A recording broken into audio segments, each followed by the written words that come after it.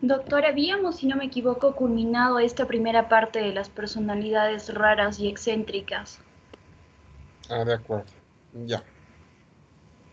Bueno, tengan ustedes buenas tardes. Como se han podido fijar, les he subido ya las notas no oficiales que están en el canal del examen. Les he subido la revisión del examen en formato de video debajo de las notas. Y he subido ayer las notas oficiales en el formulario A5.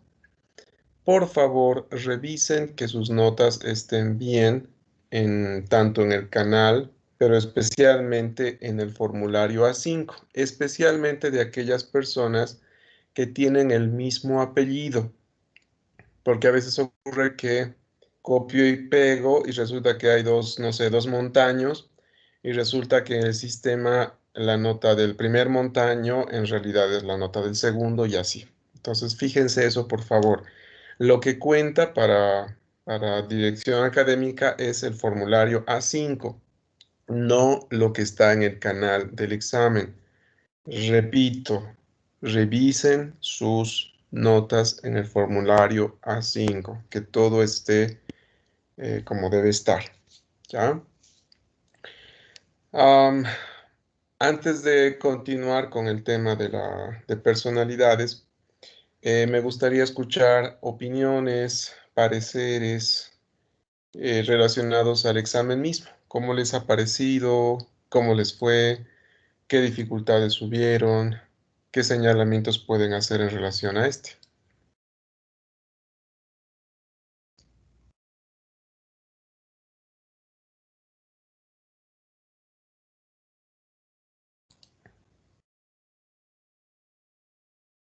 ¿Alguien que se anime?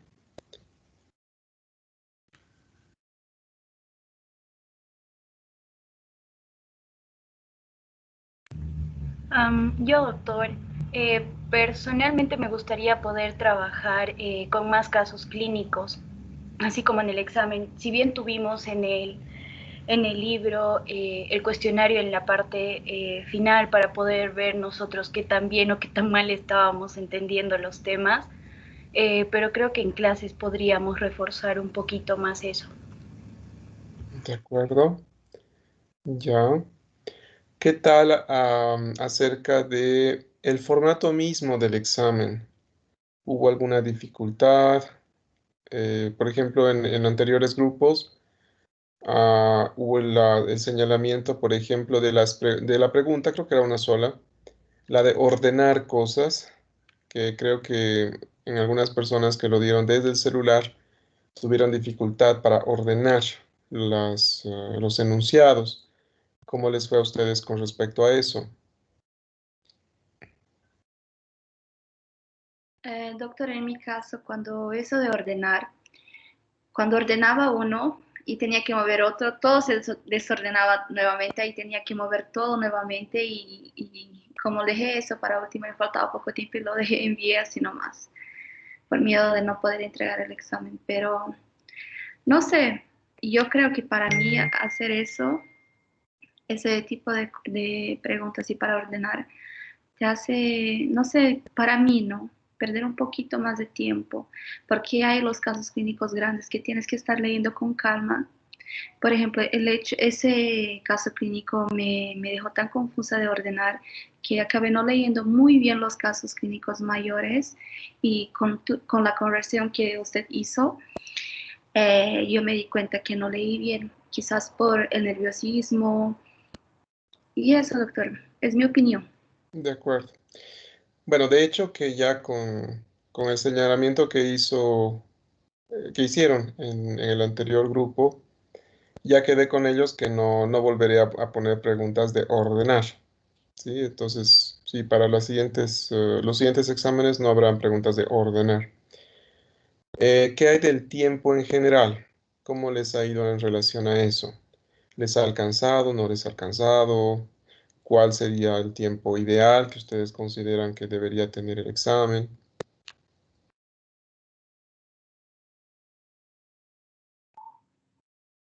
Doctor, creo que año pasado mis compañeros me mencionaron que no había tantas preguntas como ahora están dando todos los docentes, ¿no?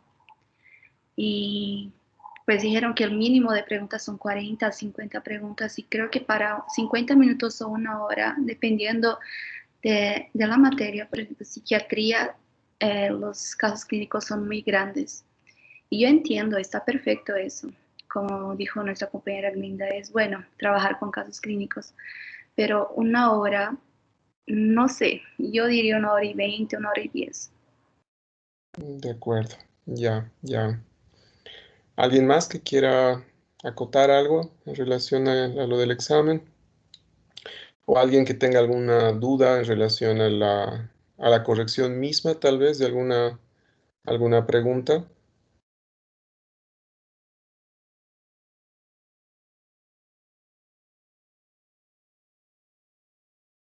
Ujú, ya. Bueno, es importante que manejen, no que manejen, no, que repasen mucho para el segundo parcial y, bueno, para el final también, los temas 2 y 3, el de síntomas y signos y el de síndromes. No se animen a intentar aprender el resto de temario que nos queda sin saber muy bien esos dos temas, porque si no, si esto les pareció un poco confuso, lo de trastornos de ansiedad, ahora que vamos a ver trastornos psicóticos, trastornos del afecto, trastornos mentales orgánicos, se podría hacer más confuso si no manejan bien esos dos primeros temas. Entonces, por mucho de que en el segundo parcial, bueno, tengamos un número de temas específico que va a tomar desde trastornos de personalidad, probablemente hasta trastornos del afecto, repasen siempre el capítulo 2 y el capítulo 3. Sí, eso les va a ayudar a entender mejor y no confundirse en los diagnósticos. Bueno, pero tenemos que seguir avanzando, tomar en cuenta todos los señalamientos que han hecho ustedes para el siguiente examen. Y bueno, pues vamos a continuar entonces. Acá la compañera suya nos decía que habíamos terminado la exposición de trastornos del primer grupo, las personalidades raras o excéntricas. Entonces ahora correspondería adentrarnos en los trastornos de personalidad del grupo de dramáticos o emocionales. Como su nombre indica, Doctor, disculpe.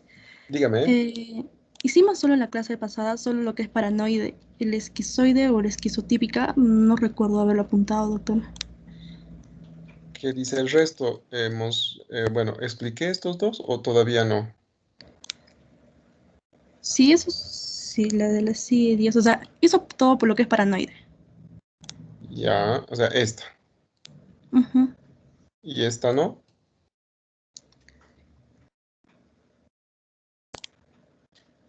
Lo que tengo apuntado, creo que no. Creo que no, doctor. Ya, Paranoide. solo paranoia, ya. Entonces, bueno, continuamos con el grupo de personalidades raras o excéntricas. Si pudiéramos resumir en una sola palabra a la personalidad esquizoide, que este es el caso, em, el mejor término que los definiría sería el de ser solitarios. Son personas que no necesitan, no buscan el contacto social. En general, todas las personas nos nutrimos de, de ver, de escuchar a otras personas. Muchas veces requerimos incluso de su presencia cuando tenemos un mal día o estamos tristes o simplemente pues queremos compartir con alguien alguna alegría que tenemos. ¿Sí? Es parte de la naturaleza humana el ser un ser social. Pero no ocurre así en personas que tienen este tipo de personalidad. las relaciones interpersonales no les son necesarias. Es más, las evitan. Y por cuestiones, digamos, de necesidad, estas personas pueden interactuar con otros. Tampoco les voy a decir que, pues, que se estén totalmente callados y se escapen cuando vean a otra persona. No, no es tanto así. Pero sus relaciones interpersonales suelen ser muy superficiales. Si la persona esquizoide, por ejemplo, tiene un trabajo y ese trabajo paga las cuentas, pues sí, se relacionará con las otras personas, pero de una manera muy, muy superficial, solamente de un saludo o de intercambiar algunas palabras en relación al trabajo, pero más nada. Peor todavía si la persona está en un contexto de alguna actividad social. Estas personas, eso sí, rechazan cenas, cumpleaños, este, eh, ir a una fiesta, entrar en un bar, ¿qué más? Estar en familia incluso. Y a diferencia de otro tipo de personalidades en donde existe mucha vergüenza a lo que los otros van a pensar de ellos, en el caso de las personas esquizoides, en realidad les interesa muy poco lo que los otros puedan pensar. Les da igual si los critican como si los halagan. Eso, por ejemplo, puede verse ejemplificado en su aspecto, en su vestimenta, por ejemplo. Más adelante vamos a ver la personalidad, por ejemplo, histriónica. Son personas que cuidan mucho su aspecto físico, ¿no? Que la ropa combine, que esté bien lavada, bien planchada, eh, que sea atractiva. En cambio, la persona esquizoide, pues no le interesa. Si hace frío y tienen a la mano una chompa anaranjada con patitos verdes, y un pantalón, un buzo, por ejemplo, pues si es útil, no le va a interesar salir a la calle así. ¿Sí? O sea, les será indiferente si las otras personas encuentran ese aspecto agradable o desagradable. Además, son personas que se caracterizan también por una gran frialdad emocional. En este aspecto pueden parecerse un poco a las personas con personalidad paranoide. Recuerden que los paranoides también se muestran fríos, pero un paranoide se muestra frío más que todo como una manera de proteger. Es como un jugador de póker que no permite que las otras personas sepan qué es lo que está pensando o cómo se está sintiendo. El esquizoide en realidad es que esa es su manera de sentirse. Hay muy pocas cosas que despierten emociones intensas en una persona con este tipo de personalidad. Y a ojos de otras personas, estas personas con personalidad esquizoide podrían parecer anedónicos. Recuerden que la anedonia es esta incapacidad de sentir placer. Son muy pocas cosas o muy específicas las que realmente pueden causar placer a una persona esquizoide. Y de todas maneras, ese placer tampoco es que lo demuestren demasiado abiertamente o demasiado efusivamente. Generalmente las personas esquizoides disfrutan de actividades, obviamente en solitario, ¿no? Juegos de computadora, salidas al campo, coleccionar cosas. mm, en general, actividades que solamente se realicen de manera individual. En casos de estrés, estas personas pueden hacer uso de la fantasía, es decir, en su mente pueden imaginar encontrar soluciones para los problemas que puedan estar enfrentando. En general, obviamente, por la manera de ser, eligen además ocupaciones o trabajos o carreras en las que no se requiera el contacto interpersonal, ¿no? Analistas de sistemas, bibliotecarios, despachantes de aduana, laboratoristas, ¿sí? Ese tipo de actividades más bien.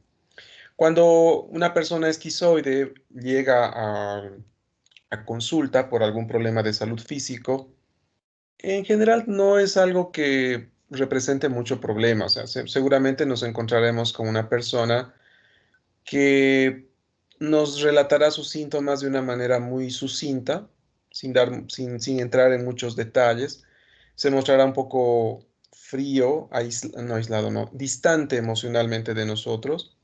Pero eso sí, si acaso esta persona tuviera una enfermedad crónica que requeriría una internación, ahí sí estas personas podrían angustiarse, ¿no? Porque pues tendrían que forzosamente interactuar o con otros pacientes o con el personal de salud, cosa que recuerden a ellos pues no les gusta nada.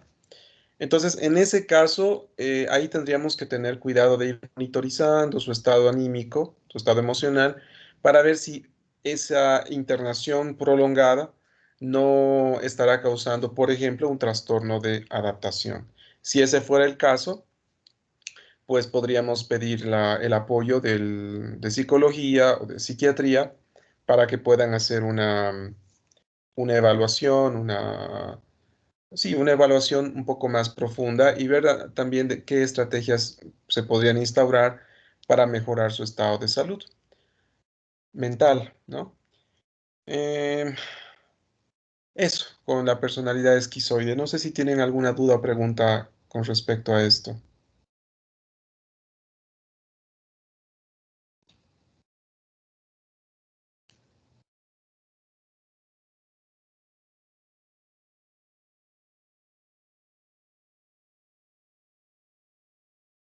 ¿Todo claro?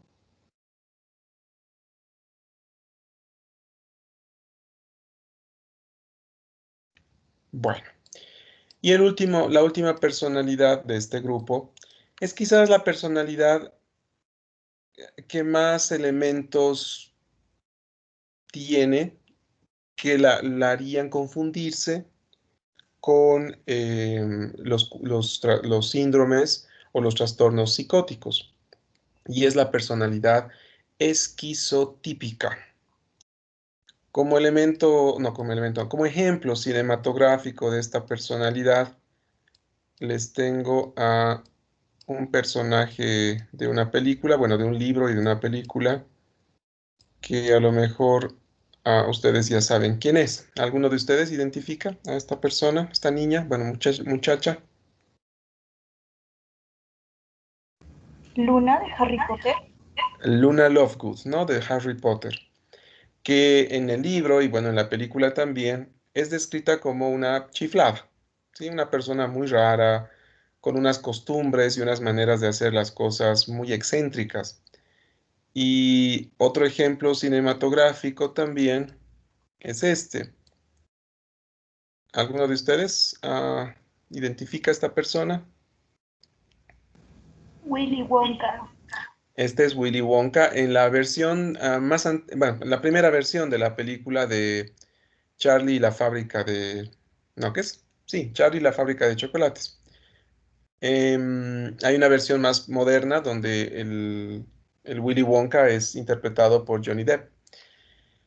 Y bueno, quienes han visto la primera película o la más moderna, igual se han debido dar cuenta que el Willy Wonka es una persona muy rara, empezando por la vestimenta, pero incluso el modo en que se relaciona con el resto de los personajes. A veces parece de buen humor, pero bruscamente se enoja o bruscamente se aísla. Las ideas que tiene son muy extravagantes, tiene unas salidas em, que a todos los deja atónitos, ¿no? Realmente es un personaje que mm, deja boquiabiertos a los otros, ¿no? Por el tipo de respuestas que da y por el tipo de conducta que demuestra. Estas personas, como les decía, tienen creencias muy únicas, muy extrañas, muy dadas a lo mágico, a lo esotérico, a lo sobrenatural.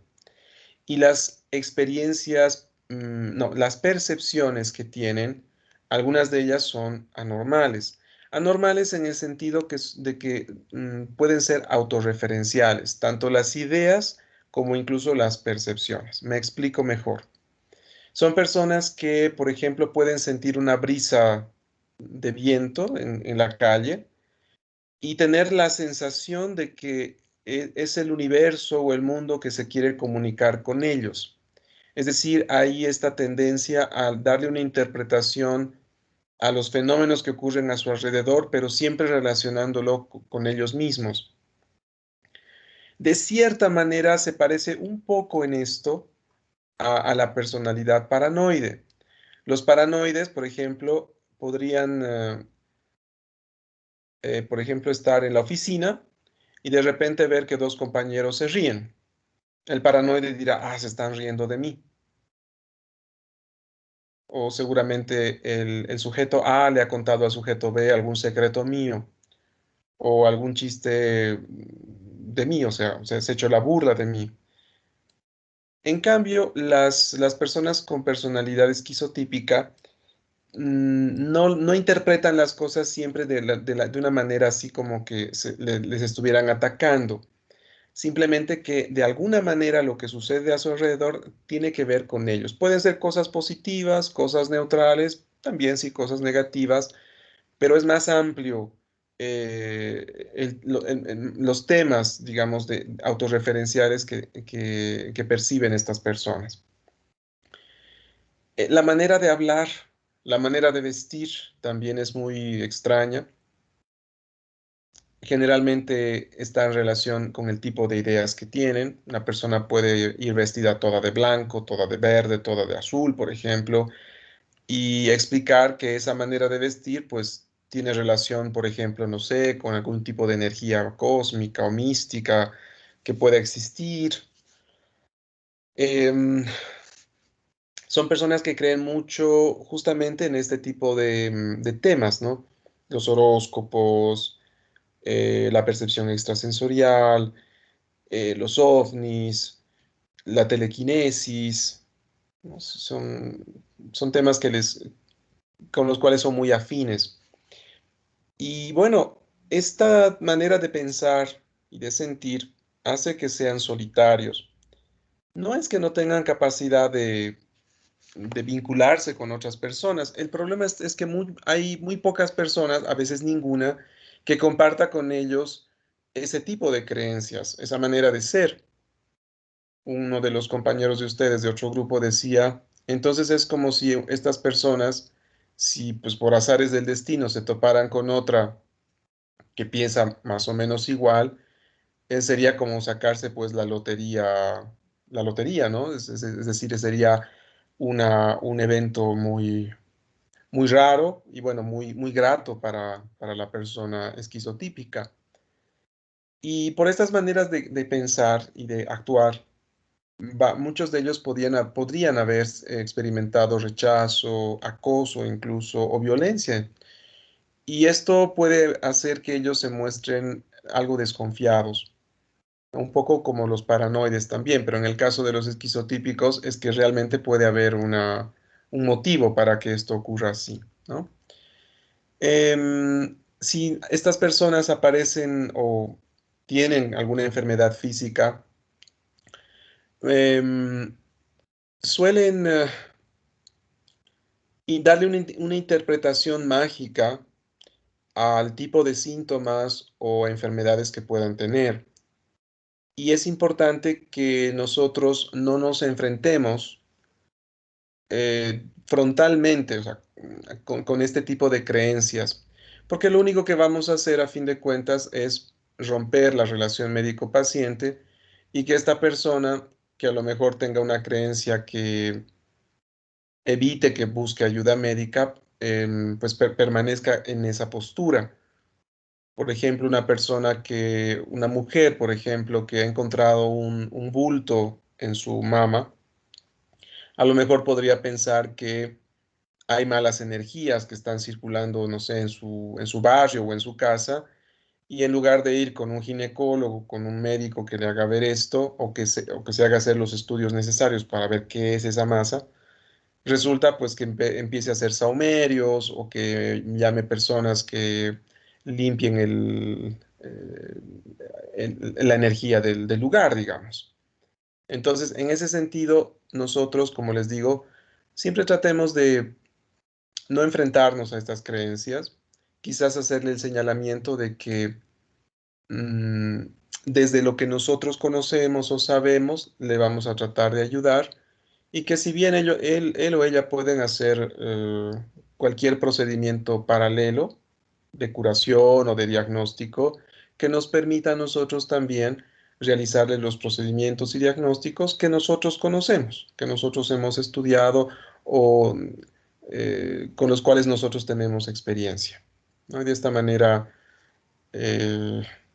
permitir que la persona, pues al final haga un tratamiento o se llegue a un buen diagnóstico. ¿Alguna duda o pregunta con respecto a personalidad esquizotípica? Yo, doctor, Dígame. doctor, por lo que vi, ella puede sufrir.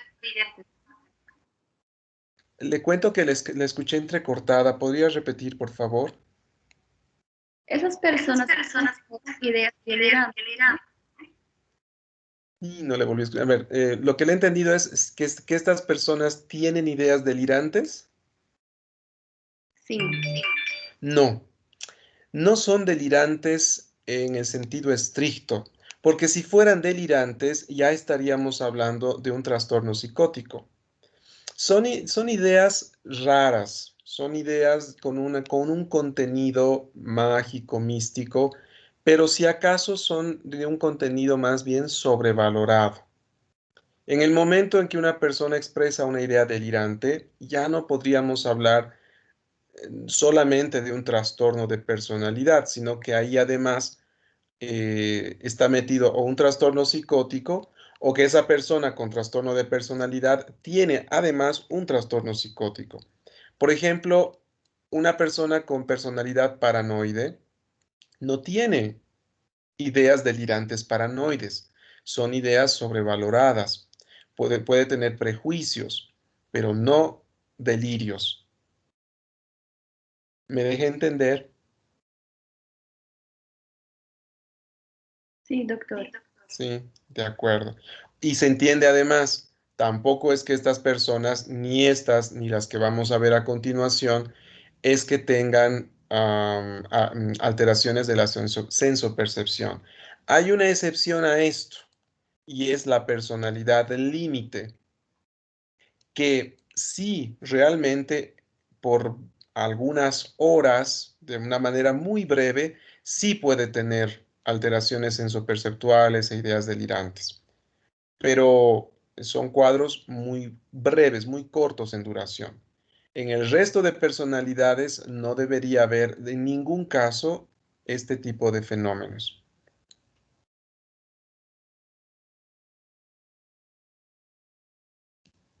Bueno, vamos a seguir entonces con el grupo de personalidades dramáticas o emocionales. Este grupo de personalidades tiene en común la expresión de emociones muy intensa o un pobre control de los impulsos. Generalmente se dejan llevar por la emocionalidad o por el deseo, ¿no? Hablando del impulso en realidad. Acá tenemos a la personalidad límite, la histriónica, la narcisista y la psicopática o disocial también se le llama. Vamos a empezar con esta. Este es un fotograma de una película, La lista de Schindler. Es Amon Goeth, cuya reseña, una breve biografía, también la tienen ustedes en el documento que tienen, ¿no? En el libro que tienen ustedes. Es una persona que se deleitaba matando judíos o haciéndolos sufrir. En absoluto sentía ninguna culpa y por supuesto tampoco sentía ninguna empatía por ellos. Y este personaje histórico calza muy bien con la personalidad disocial o psicopática. Son personas que les gusta el poder, pero un poder que aplaste, que cause dolor o que cause terror en las otras personas. Ese es el tipo de poder que les gusta a ellos. Es distinto a el poder que pueda experimentar más bien la personalidad narcisista.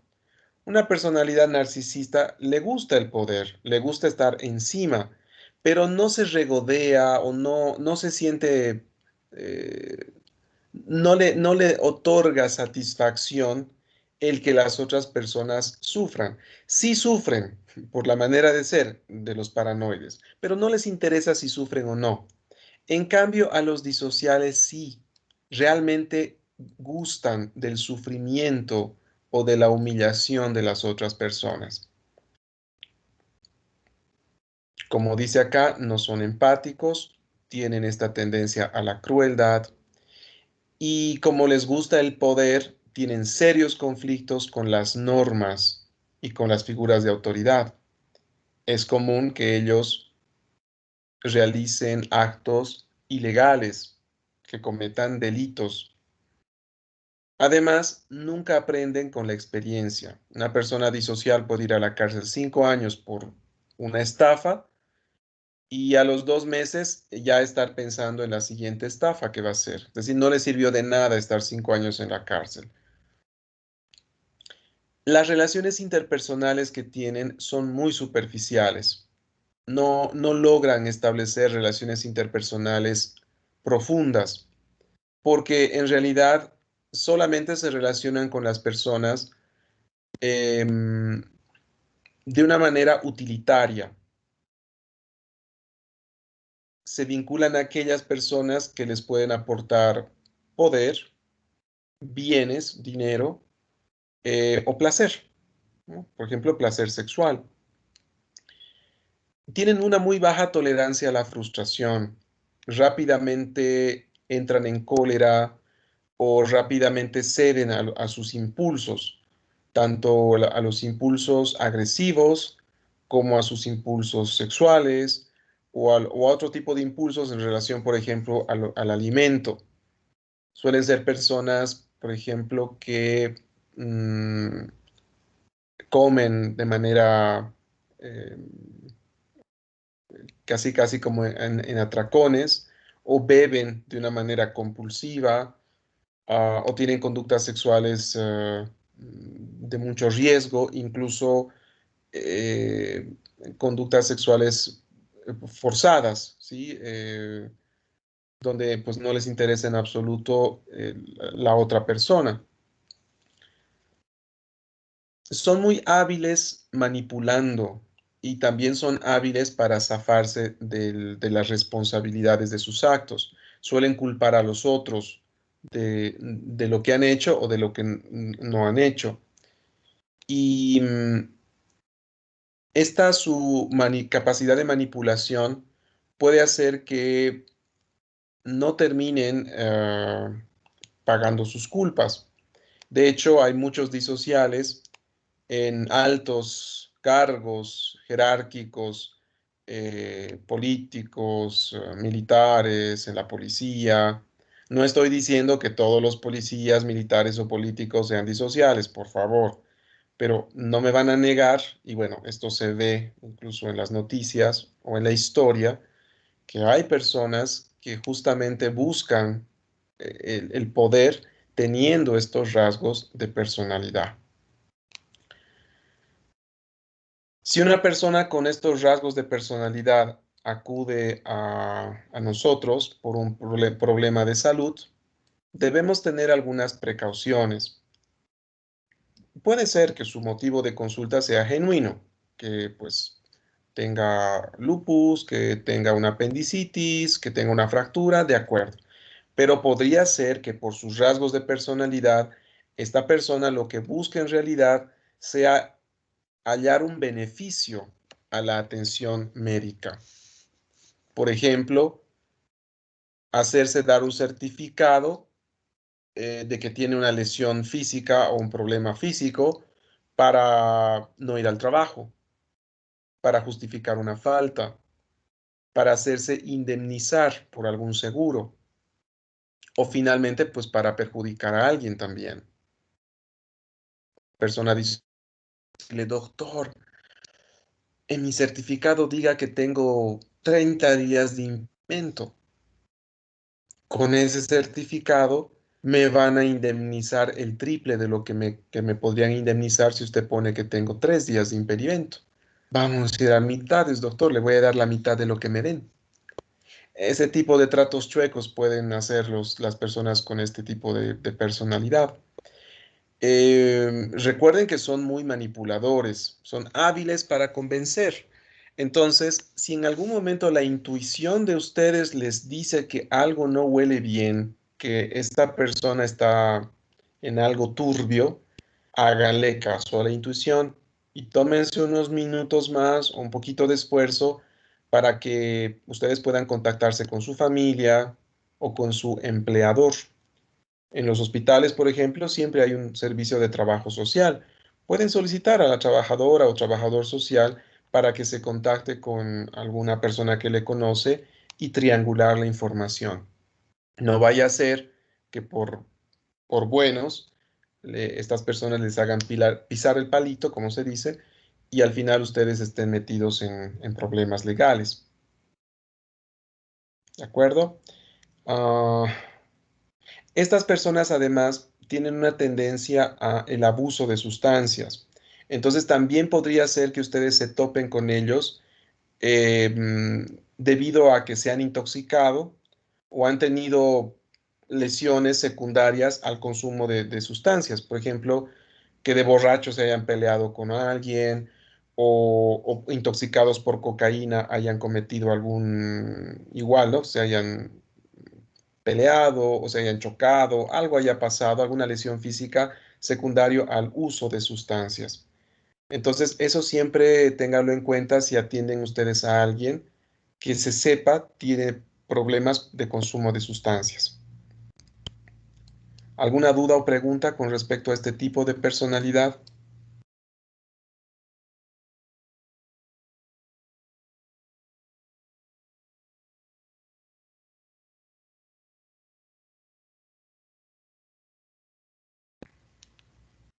Ya, sigamos entonces. Luego tenemos a la personalidad límite.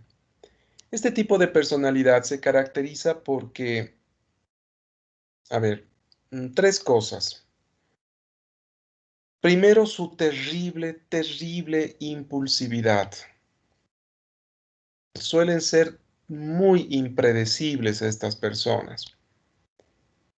En el momento en que ellos de alguna manera sienten que algo no les gusta, rápidamente se frustran y montan en cólera y pueden hacer cosas sin pensar. En términos psicodinámicos, el mecanismo de defensa que utilizan estas personas cuando están sometidas a estrés se llama paso al acto o acting out. Para los que les interese conocer un poco esto de los mecanismos de defensa, que sería interesante que lo lean, no va a entrar al examen, por supuesto, porque esto lo deberían haber visto más bien en medicina psicológica, pero al final del capítulo de personalidad hay un acápite de mecanismos de defensa. Sería bueno que lo lean porque esto también va a ayudarles a entender por qué hacen las cosas en general las personas. Pero estos actos impulsivos en estas personas suelen ser muy autodestructivos. Se cortan, se queman, toman bebidas alcohólicas en exceso o tabletas, eh, intentan suicidarse, renuncian, golpean, eh, agreden verbalmente, físicamente incluso, de una manera muy rápida, muy, como les digo, muy impredecible. Viven en una constante disforia. ¿no? Es decir, hay una constante molestia que ellos tienen que en gran parte se debe a un vacío interior muy grande. Un vacío que tratan de llenar con ciertas actividades o con cosas. Una de las cosas con las que tratan de llenar ese vacío existencial que sienten es, por ejemplo, con el dolor. Eh,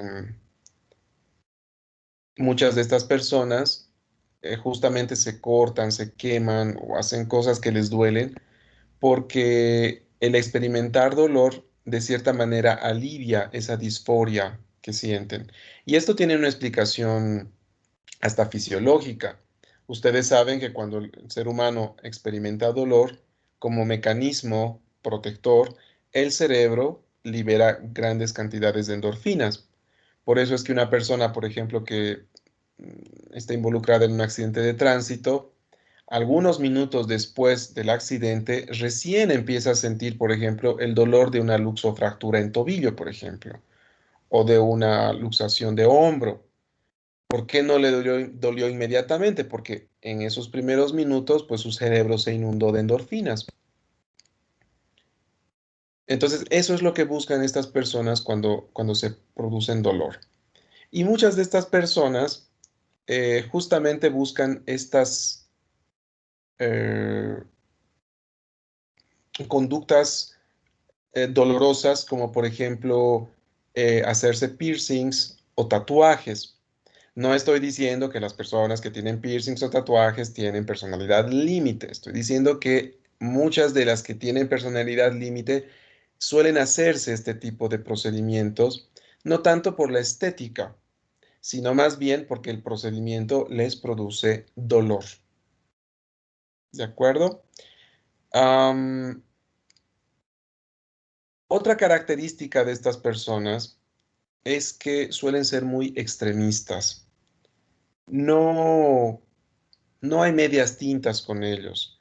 Es como si dividieran la realidad siempre en dos partes. Tienen una visión muy dicotómica del mundo y de las personas. O todo es blanco o todo es negro, pues no hay plomos para ellos. Las personas, por ejemplo, o son personas dignas de confianza, de respeto, de admiración y de gratitud, o son personas despreciables, viles, de quienes hay que desconfiar y a quienes hay que odiar. Y el problema está en que rápidamente pueden poner a las personas en uno o en otro grupo. Generalmente, pues los colocan en el grupo de los despreciables. Y para que esto suceda, las personas pues tienen que hacer una nada, es decir, por una pequeña e insignificante cosa, estas personas pueden llevar a la persona del grupo de los que están en un pedestal al otro grupo. Esto, por ejemplo, bueno, y esto hace que sus relaciones interpersonales sean muy conflictivas, especialmente aquellas muy estrechas, por ejemplo, dentro de la familia y peor todavía en las relaciones de pareja. No, pues sus relaciones interpersonales de pareja suelen ser muy tormentosas, muy, muy tormentosas. Y este extremismo asociado a estos cambios de sus emociones han hecho pensar que a lo mejor el trastorno bipolar sea parte de la manifestación de un trastorno bipolar. Lo vamos a ver en el capítulo correspondiente. El trastorno bipolar parece ser que es un espectro en realidad, una enfermedad que tiene muchas manifestaciones y hay algunos autores que consideran que parte de ese espectro podría ser lo que ahora llamamos una personalidad límite. Eso no está oficializado, es una teoría simplemente, pero es bueno que la sepan. Estas personas pues por supuesto que van a mantener esta manera de ser cuando estén de pacientes. Y de pacientes, estas personas pueden ser muy inestables. Pueden, por ejemplo, después de una pequeñísima frustración, solicitar su alta o portarse agresivos verbalmente o hasta físicamente con el personal de salud, con los médicos, con las enfermeras o con los otros pacientes también. Tienden a virar sus opiniones de una manera muy brusca. En algún momento puede endiosar al médico, decirle, ay, gracias, doctor, usted es el mejor médico de este hospital, me ha salvado la vida o aliviado mis dolores, usted se merece un premio, el mundo es un mundo mejor gracias a que usted está en él, algo así. Pero si este doctor o doctora hace alguna cosa que no le gusta, ya, pues inmediatamente usted es un ser despreciable. ¿Cómo es posible que le hayan dado un título? Am, lo voy a acusar de mala praxis o negligencia, medicucho de quinta, etcétera. Y este tipo de cambios de opinión o de percepción tan bruscos tienen estas personas. En general, descontando las causas físicas, pues comunes, digamos, de consulta con un médico, estas personas, a estas personas, mejor dicho, ustedes podrían topárselas más frecuentemente en urgencias. ¿Por qué en urgencias? Porque les acabo de decir, se cortan, se queman, se intoxican con sustancias, se pelean. Entonces, generalmente los van a ver en urgencias por intoxicación por sustancias o por lesiones físicas o por intentos de suicidio también. Si ustedes identifican estos rasgos, o porque han revisado la historia clínica y hay antecedentes de varias autolesiones o intentos suicidas, o al conversar con la familia salen a relucir estos datos, siempre pidan interconsulta con psicología o con psiquiatría. ¿De acuerdo? Porque recuerden, estos pacientes pueden tornarse muy disruptivos en la internación. Entonces es mejor que un psiquiatra, un psicólogo esté ojo al charque para ver que todo vaya bien. No se trata de que lo curemos al paciente de su trastorno de personalidad, es para que nos anticipemos a cualquier trastorno conductual que pueda tener durante la internación. Además, como estas personas pueden tener conductas de riesgo, incluyendo las sexuales, es importante solicitar cierto tipo de exámenes, por ejemplo, de abuso de sustancias, por ejemplo, de embarazo, si es una mujer en edad fértil, o la detección de enfermedades de transmisión sexual, porque, repito, estas personas pueden tener conductas sexuales de mucho riesgo. ¿Hasta acá tienen alguna duda o pregunta con respecto a este tipo de personalidad? Doctor, Dígame. una persona que tiene síndrome podría desarrollar eso. No le entendí. ¿Una persona que tiene síndrome qué? Afectivo podría desarrollar esa. Más bien es al revés, le cuento. Una persona con un trastorno de personalidad del límite es mucho más vulnerable a desarrollar trastornos afectivos o tener síndromes afectivos. O sea, estas personas son muy fácilmente, o sea, desarrollan muy fácilmente trastornos ansiosos, trastornos depresivos. Dentro de los trastornos ansiosos pueden desarrollar más fácilmente trastornos de ansiedad generalizada, trastorno de pánico, trastorno de estrés postraumático, ya les había dicho, ¿no? Trastornos depresivos también. Es más fácil que estas personas desarrollen esto, es decir, serían como comorbilidades. Y esto es algo que debe tomarse en cuenta para el tratamiento. Eh, si no se hace un tratamiento completo, uno puede tratar su trastorno de ansiedad generalizada, por ejemplo, su depresión, pero es que esta personalidad de base va a hacer que siempre la persona sea más vulnerable a este tipo de trastornos. ¿Quedó claro ahora? Sí, doctor. Ok. ¿Alguna otra duda o pregunta?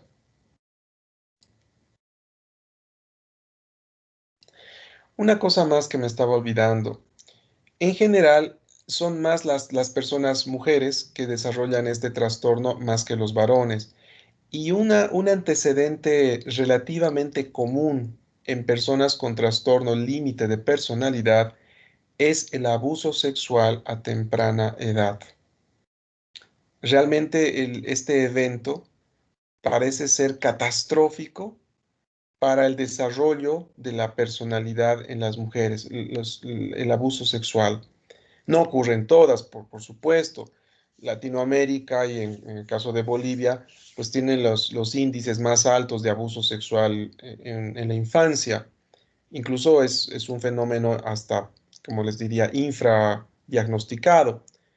Y pues hay muchas mujeres que han sufrido este abuso y no han desarrollado un trastorno de personalidad límite, pero de las que sí tienen el trastorno, en muchas de ellas sí se puede encontrar que hubo este abuso cuando eran más pequeñas.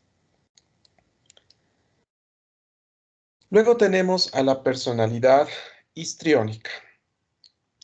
Esta es una personalidad que se caracteriza por lo teatral, lo dramático. Son personas a quienes les encanta llamar la atención. Necesitan que las personas las admiren, las tomen en cuenta, las noten. Y para lograr esto, utilizan una serie de estrategias que justamente pues son seductoras, es decir, atraen la atención sobre ellas. Esto de seducir implica, por ejemplo, el aspecto físico. Las personas con este rasgo de personalidad suelen prestar mucha atención a la vestimenta, al cuerpo, al maquillaje, a los accesorios. También tiene que ver con el modo en que se comunican. Son personas súper encantadoras. Siempre están con una sonrisa en el rostro, están al tanto de las novedades a nivel de la política, de la farándula, digámoslo así, de los chismes, digamos, ¿no? Del lugar donde estén.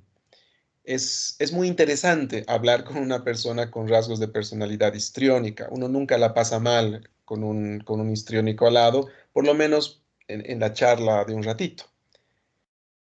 Suelen ser personas que halagan mucho, que alaban mucho, pero sus alabanzas no son gratuitas. Alaban una vez, pero para ellos recibir 3 alabanzas, algo así. Además, tienen una tendencia a considerar sus relaciones interpersonales mucho más profundas de lo que en realidad son. Y en general se jactan de tener contactos o relacionamiento con personas pues de alta alcurnia o personas poderosas o personas famosas. Como parte de seducir además, pueden exagerar en la expresión de sus emociones. La alegría, la tristeza, el dolor, la frustración, todo lo expresan multiplicado por 10, digamos. Y esto tiene una importancia mm, grande cuando estas personas llegan con el doctor o la doctora. ¿Por qué? Porque si les duele el abdomen porque tienen un cólico, la expresión de ese dolor podría ser tan intensa que el pobre doctor o la pobre doctora o el interno pueden pensar que lo que tiene la persona es un abdomen agudo o que se le está rompiendo un aneurisma de aorta abdominal. ¿Se dan cuenta? Ese es el problema de la expresión de dolor, por ejemplo, en este tipo de pacientes. Todo lo contrario a lo que ocurriría, por ejemplo, con una persona esquizoide. Recuerden que los esquizoides son muy fríos, muy distantes. A lo mejor el esquizoide sí le está doliendo, pero no va a expresar tanto dolor. ¿Ya? Esta seducción, por supuesto, también puede llevarse al terreno romántico o erótico Y de hecho les encanta esto a las personas. Pecan, si ustedes quieren, un poco de picaflores. Y es que les gusta mucho la novedad. Rápidamente se aburren, en general, de las cosas. Siempre están buscando lugares nuevos, personas nuevas, experiencias nuevas. Y eso también pasa por las relaciones de pareja. O sea, si la persona está en una relación de pareja, podría ser que se aburra y argumente que la otra persona ya no la quiere o no le preste atención, eh, o ¿cómo se dice? O que se sienta aislada, no, no aislada, no, que no se sienta querida o apreciada por la otra persona, y argumentando esto, pues se embarque en otra relación sentimental. En ese aspecto, estas personas pueden ser muy egocéntricas también. Es decir, siempre están requiriendo la atención y los halagos de las otras personas. Y en su ánimo de buscar esto podrían mostrarse déspotas o manipuladores también. A diferencia de los disociales, los histriónicos o las histriónicas, a diferencia de estos, no es que disfruten con el sufrimiento de los otros, pero tampoco es que les importe mucho si el otro o la otra está sufriendo. Sí, como que hay una indiferencia, vamos a decirlo así, al sufrimiento. En cambio, en el disocial más bien le gusta eso. Am, si estas personas llegan a nosotros como pacientes, es importante mantener una distancia emocional prudente. Recuerden que estas personas pueden interpretar erróneamente las manifestaciones de preocupación o de afecto que uno podría tener para con ellos. Una palmada en la espalda, una mirada, un estrechamiento de manos un poco más prolongado de lo usual, podría hacerles pensar que el médico o la doctora está teniendo un avance emocional hacia ellos, o que ya esa es la señal de que consideran que ellos son súper especiales.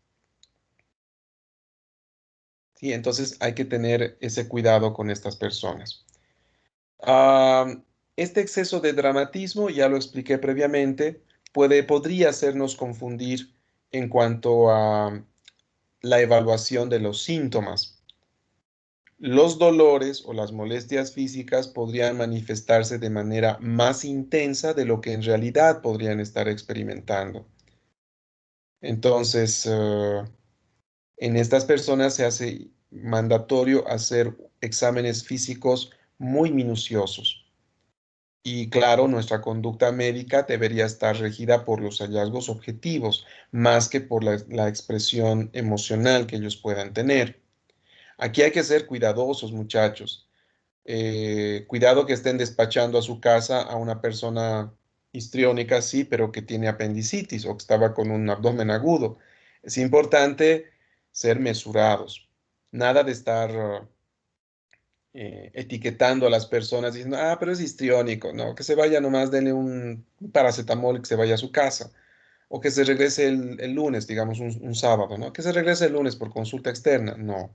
Revisen siempre a sus pacientes. La persona más histriónica del mundo puede nomás tener un infarto de miocardio, puede hacer un tromboembolismo pulmonar, puede hacer un abdomen agudo. Ahora, como estas personas quieren llamar la atención, pueden hacer demandas irracionales. Pueden pedir, por ejemplo, a una habitación solamente para ellos, pueden pedir que se les coloque oxígeno, que exista una enfermera que esté todo el tiempo a su lado, o que se les hagan estudios muy sofisticados, solamente por el hecho de que esto representaría lo especial que son ellos como pacientes.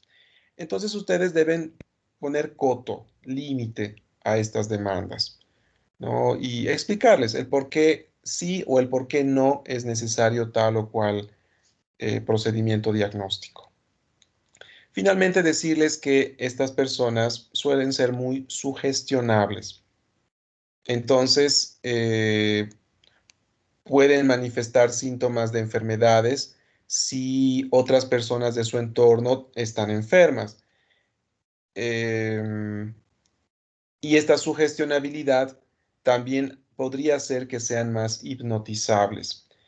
Y de hecho, hay algunos autores que consideran que estas personas tienen mayor tendencia, o bueno, no mayor tendencia, mayor facilidad de hacer trastornos disociativos con síntomas neurológicos. Dicho de otro modo, si ustedes están frente a una persona con una pseudoconvulsión disociativa o con una plegia disociativa o una tetraplegia disociativa o con una amaurosis disociativa, podrían intentar indagar o con la persona o con la familia si es que no habrán rasgos histriónicos de personalidad.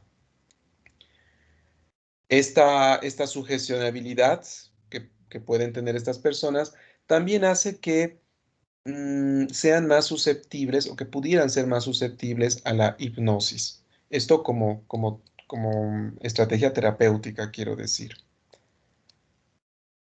Un ejemplo, un par de ejemplos de cinematográficos de este tipo de personalidad lo tienen ustedes, por ejemplo, en dos películas, por lo menos que se me vienen a la mente, quizás ustedes conozcan otras. Una es la película Legalmente Rubia, con Reese Witherspoon, no sé si se ubican, de una muchachita rica nomás, pero que por seguir al enamorado se entra a la Universidad de Harvard a estudiar leyes.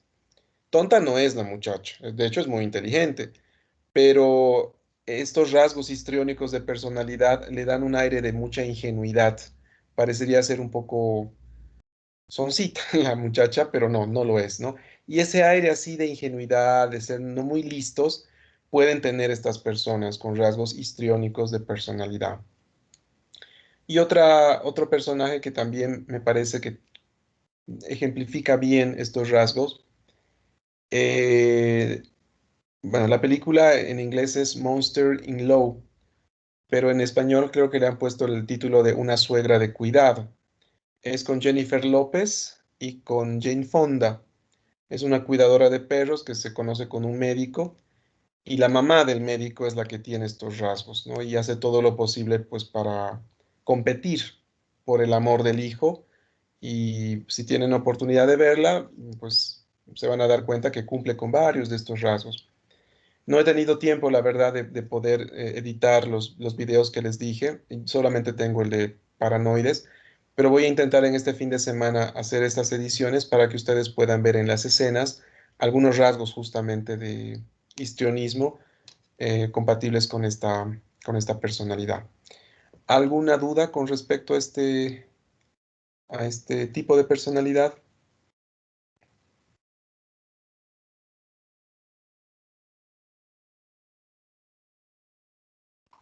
No, doctor. No, muy bien. Ahora vamos a ver otro trastorno de personalidad, que es el trastorno narcisista de personalidad. Em, Estas personas tienen unas ideas muy sobrevaloradas de sus capacidades, de sus logros y de sus potencialidades.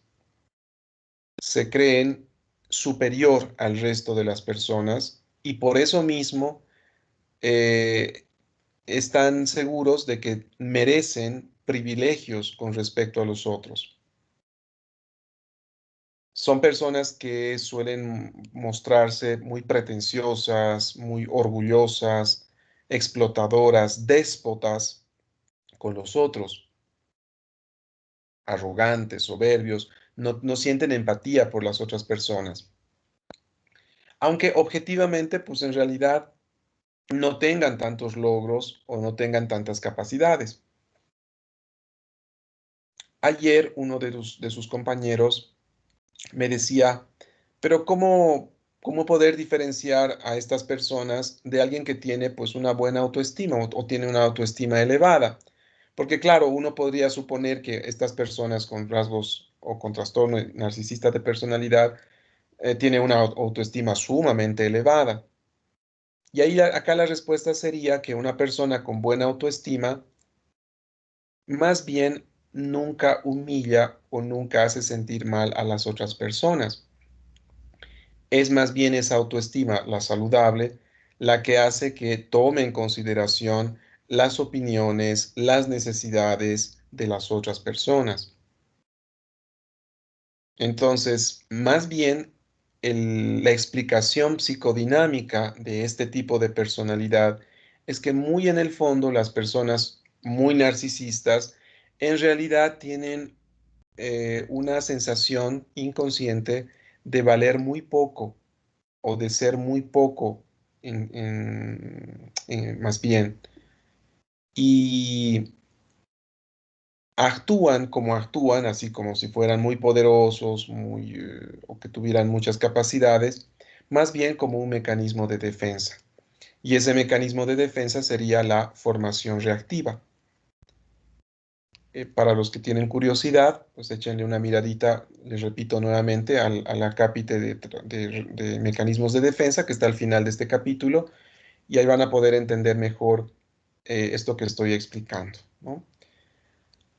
Ahora, estas personas pueden antes, como un ejemplo cinematográfico de este tipo de personalidad, pues podría mencionar o podría mostrarles a esta. ¿Reconocen quién es? Bueno, el personaje o la película. ¿El diablo viste la moda? Sí, es la Miranda Presley, es la jefa de una revista de modas. Ella tiene muchos rasgos narcisistas. Es déspota, poco empática, avasalla a todos los que tienen a su alrededor. Y una de las víctimas de ella es la Andy, ¿no? Esta asistente. Ella pero tiene otro rasgo de personalidad muy marcado, al cual me referiré más adelante. Pero si ustedes se dan cuenta y si han visto la película, tiene varios de estas características. Pero bueno, ¿qué hacemos si una persona narcisista acude con nosotros o acude al personal de salud por algún problema de salud? ¿Cómo se comportará? Pues podría mostrarse poco colaborador o colaboradora. Podría, como se dice, mirar desde arriba todos los esfuerzos que el personal de salud puede hacer, o podría parecerle poca cosa, ¿no? O el establecimiento de salud, o el conocimiento y las capacidades o habilidades que tengan los profesionales en salud. De hecho, muchas de estas personas podrían preferir irse siempre a los establecimientos más renombrados, más famosos y bueno, obviamente también más caros que existan. O también podrían solicitar los estudios más sofisticados y más caros, un poco al estilo de los histriónicos. Pero en este caso, el narcisista lo hace porque considera que merece ese trato. En cambio, el histriónico es más que todo para que todos se den cuenta lo especial que son ellos al pedirles ese tipo de estudios. Entonces, si la persona con estos rasgos de personalidad no siente que el médico esté yendo en paralelo con sus intereses o con sus necesidades, pues no va a ser una persona de fácil trato. No se trata que como médicos tampoco nos pongamos en una posición de servilismo, ¿no? Pero simplemente pues hacerle saber a la persona que nuestro trabajo es solucionarle sus problemas de salud y que haremos nuestros mejores esfuerzos y todo lo que esté a nuestro alcance para lograr este objetivo. Como les había dicho, estas personas pueden hacer exigencias irracionales, pueden solicitar lo mismo, ¿no? Una habitación privada, pueden querer llamar al especialista a las 3 de la mañana, un sábado o un domingo, y querer que esté ahí, ¿no? Como que a su disposición 24/7. Entonces ahí también es importante plantear o establecer límites muy claros de cuáles son sus derechos y hasta dónde llegan las obligaciones que nosotros tenemos para con la persona. Para facilitar la relación médico-paciente, es importante explicar el porqué de cada uno de los procedimientos, de por qué se los debe hacer o por qué no se los hizo también. De esta manera, bueno, ojalá la persona con estos rasgos de personalidad pueda comprender mejor por qué estamos haciendo lo que estamos haciendo. Y bueno, que la fiesta termine en paz y no se rompa la relación médico-paciente. ¿Alguna duda hasta aquí?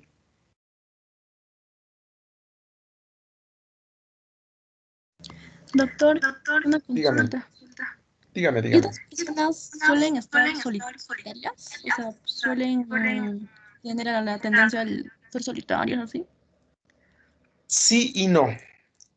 Em, sí, cuando consideran que las personas que tienen alrededor no los merecen o no están a su altura. Por ejemplo, si esta persona está en una reunión donde ve que todos, pues, son personas, digamos, hablando del aspecto físico incluso, que no están a la altura en cuanto, por ejemplo, no sé, a sus vestimentas, pues muy difícilmente esta persona va a hablar con ellos o va a tratar de interactuar. O si de repente hay un grupo de personas mejor vestidas, por poner un ejemplo, pues tenderá más bien a irse por esos lados, por esos rumbos. Pero por otro lado, estas personas, por la manera de ser que tienen, más bien son aisladas, porque pues uno se pone a pensar, ¿quién quiere estar al lado de alguien que tiene estas características? Uno más bien dice, tres cruces a esta persona y adiós. Entonces, más bien son personas que son aisladas, que no, al lugar donde van, pues caen pesados. Entonces, no, más bien no se les habla mucho, como que uno les rehuye. No obstante, una persona, si bien narcisista, tampoco es que le interese tanto, porque ya suficiente valor propio tiene él o ella como para que le importe mucho que las otras personas le aíslen. Expliqué lo que usted quería, lo que usted había preguntado. Sí, doctor, todo bien. Ok, muy bien. Bien, y con eso hemos terminado la explicación entonces de las personas con personalidades dramáticas o emocionales. Finalmente tenemos a las personas con personalidades ansiosas o temerosas. Estas personalidades son de las que más tendencia tienen justamente a hacer cuadros ansiosos, síndromes ansiosos o desarrollar trastornos de ansiedad. Mm, en general son personas que viven angustiadas todo el tiempo. Tienen esta tendencia a preocuparse en exceso por las cosas. Acá están la personalidad dependiente, la personalidad evitativa y la personalidad obsesiva. Vamos a empezar con esta.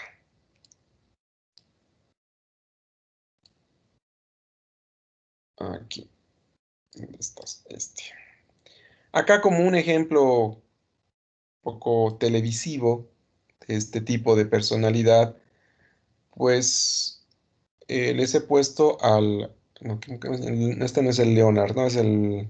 ¿Cómo se llama este personaje? ¿Me hacen recuerdo? Es el... de Big Bang, de Big Bang Theory. Es Leonard, Rush y... este es Howard, sí, el Howard. Es bueno, este tipo de personalidad se caracteriza por un gran temor a la soledad o al abandono. Estoy hablando de la personalidad dependiente.